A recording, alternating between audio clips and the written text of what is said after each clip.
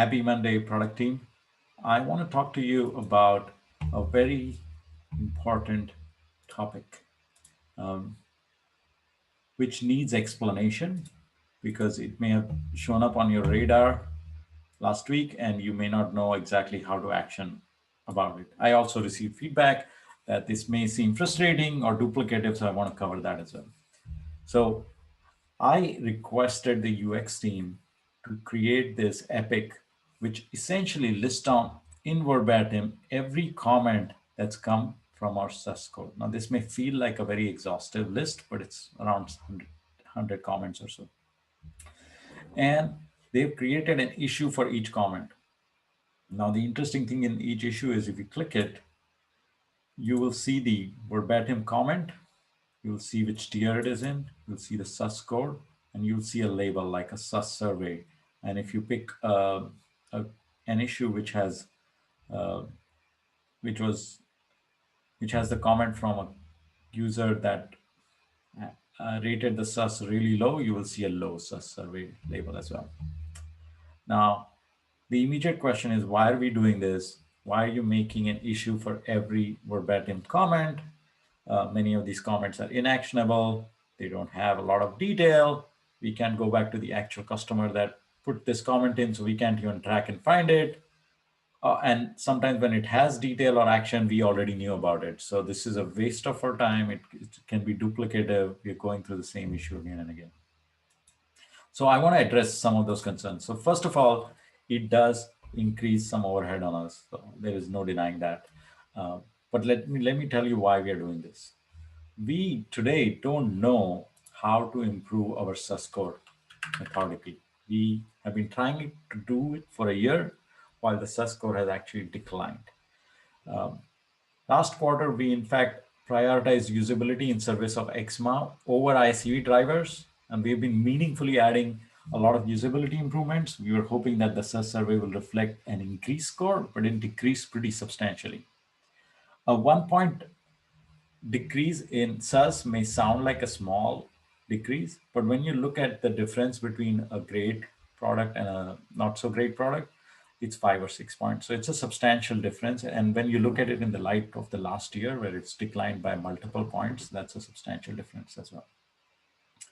So we want a method and mechanism to ingest all the input that's coming from sus into GitLab so we can track it, measure it, understand what works and what doesn't, and improve it over time.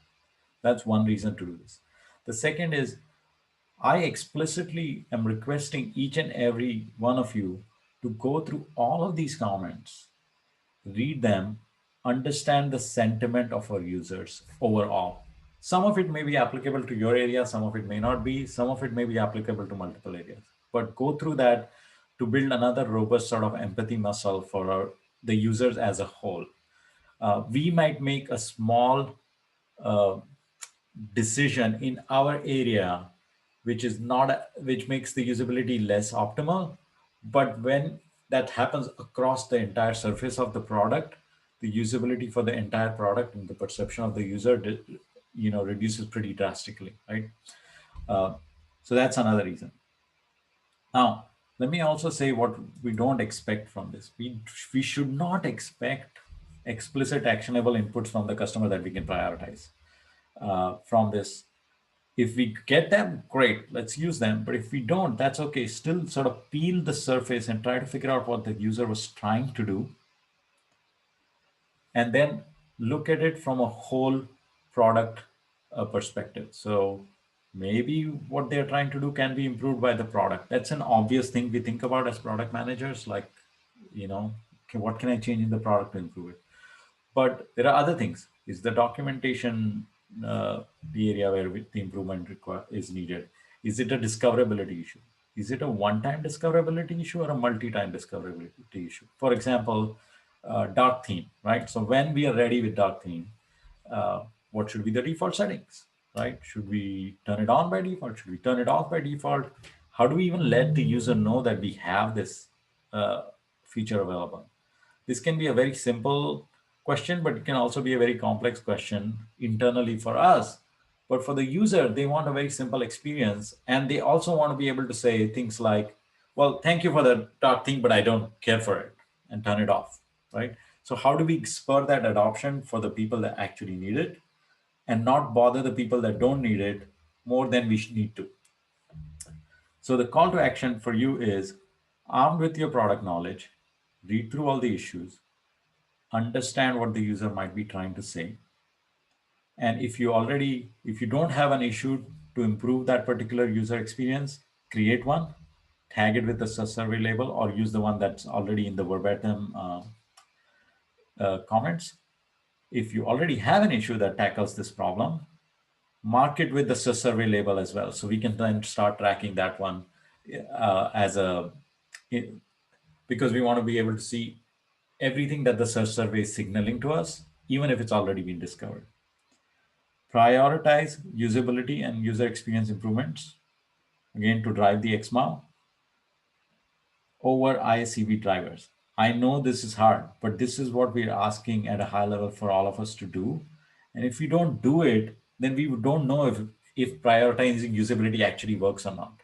So we have a hypothesis. The hypothesis is if we prioritize usability over ISCV drivers, we'll actually improve ISCV over the long term. But if we don't do it, we won't know. And so, and if you're dealing with very tough trade-offs there, where you feel like this is a really big ICU driver, I really can't deprioritize it, then raise it and call it out like that. I'm not going to do these usability issues because I am prioritizing this ICU driver, so that we all know the context in which we are operating. And then try to figure out discoverability techniques that can be applied to features that are available but the user is not aware of.